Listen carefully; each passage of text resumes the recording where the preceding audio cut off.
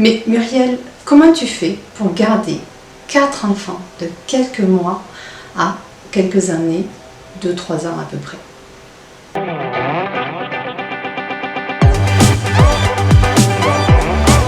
Voilà, c'est la question que l'on me posait très souvent quand j'étais assistante maternelle. Et même encore, on me pose beaucoup la question. Je suis Muriel du blog extraordinairenounou.com et aujourd'hui, je viens vous expliquer, un peu vous détailler en fait, ma journée d'assistante maternelle. Je vais donc aujourd'hui vous expliquer comment j'organisais mes journées avec 4 enfants de quelques mois à quelques années.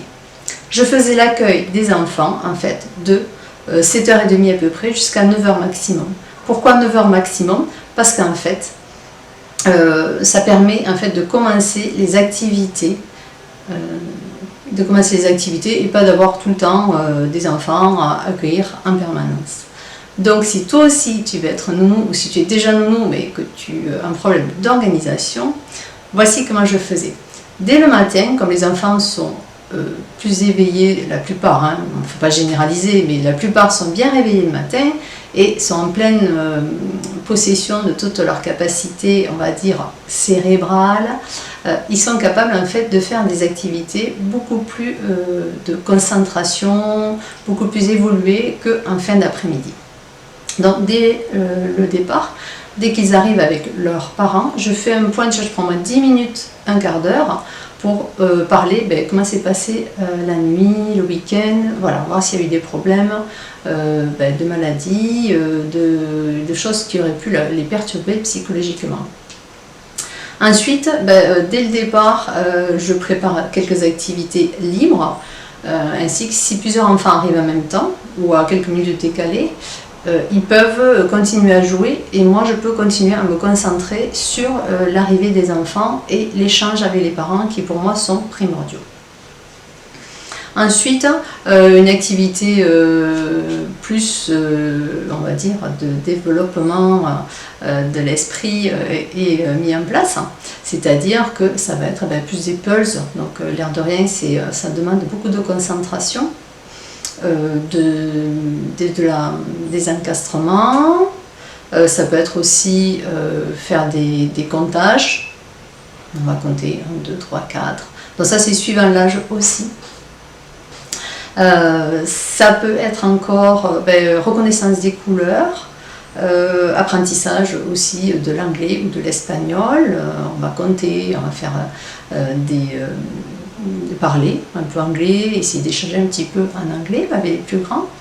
Ensuite, donc ça se faisait, les ateliers sont prévus à peu près 10 minutes, 10 minutes, un quart d'heure, parce qu'au-delà, l'enfant ne peut plus se concentrer. À 10h, il y a une pause en fait goûter. Donc là, moi, je demandais exclusivement des fruits. C'est les parents qui fournissaient.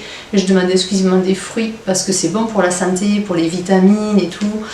Ça n'empêche pas après l'enfant de continuer à faire ses activités. Ça ne l'endort pas, ça ne met pas KO. Donc à 10h, on a la petite pause fruits. Après, on reprenait des activités, mais un peu plus tranquille, comme peut-être plus pâte à modeler, qui est plus manuel en fait, pâte à modeler. On regardait aussi des fois des comptines, donc les comptines en français, anglais et espagnol, comme ça leur permet de cerner le sens et ensuite de pouvoir entendre des sons différents et des mots d'une autre langue, de notre pays. Ça peut être aussi l'étude des animaux, prendre un animal, voir comment il vit, qu'est-ce qui se passe, comment il marche, donc observer des animaux. Ça peut être aussi faire de la cuisine. On faisait de la cuisine aussi, donc on peut faire un beau petit gâteau, ou même des fois des choses salées, un beau petit cake salé, des pizzas, fait maison, attention. Donc voilà, jusqu'à à peu près 11h, 11h30. À 11h, 11h30, on arrête, on prépare. Donc moi je faisais réchauffer le repas pendant que les enfants, eux, mettent la table. Voilà, donc là après il y a le repas, vers 11h30 il y a le repas, jusqu'à 12h30, là, on prenait le temps de carrément manger, parler, voir ce qu'on mangeait tous séparément. Après le repas, ben, après le repas, c'est le moment en fait de partir se laver les mains, la bouche, les dents et de se préparer à la sieste en fait. Donc en fait, donc j'avais trouvé un petit système, il y a plein de petits systèmes très faciles où en fait tout se fait facilement et rapidement et dans la bonne entente et la bonne humeur. On faisait le petit train, donc on fait un petit train et on va tous se laver les mains à tour de rôle à la salle de bain. Et ben voilà, brosser les dents, c'est le moment de parler du sucre, des caries, pourquoi on se brosse les dents, qu'est-ce qui se passe, tout ça. Ensuite, ben, pour les plus grands aussi, on les met au pot. Et ensuite, tout le monde va à la sieste. Donc là, tout le monde se couche. Donc il y avait un rituel pour la sieste. Et je faisais une petite sieste avec eux. Donc voilà. Donc il y a plein de petites astuces comme ça si vous avez des enfants qui ne dorment pas ou certains qui s'amusent ou tout ça. Ben, je vous expliquerai dans une autre vidéo comment faire pour arriver à ce que tout le monde s'endorme, ne joue pas et tout ça. Dans mes chambres, il y a toujours un Audi Baby, donc un appareil qui permet d'entendre les enfants dans chaque chambre. Et donc je suis tout le temps en fait en écoute de ce que font les enfants. Au bout d'un moment, je me retire de la chambre quand je vois qu'ils se sont presque tous endormis ou qu'ils sont calmes. Et normalement, j'attends qu'ils soient endormis. Et quand tous ils sont endormis, eh ben, je vais faire le rangement, le nettoyage, voilà, le strict minimum pour que dès qu'ils se réveillent, la salle soit propre, désinfectée, prête à fonctionner pour l'après-midi. Donc des fois quand ils font la sieste, c'est à ce moment-là que moi je profite de faire des micro-siestes ou des siestes au chrono comme on verra sur une autre vidéo. Après, dès que les enfants se réveillent, et bien, suivant l'heure, on fait des petites activités, on fait le goûter, donc pareil, essayer de ramener des fruits ou des gâteaux plutôt bio ou plutôt voilà, des gâteaux faits maison. Après, ça dépend des arrivées des parents. On peut commencer, certaines arrivées étaient vers 16h30, donc 17h, 17h30.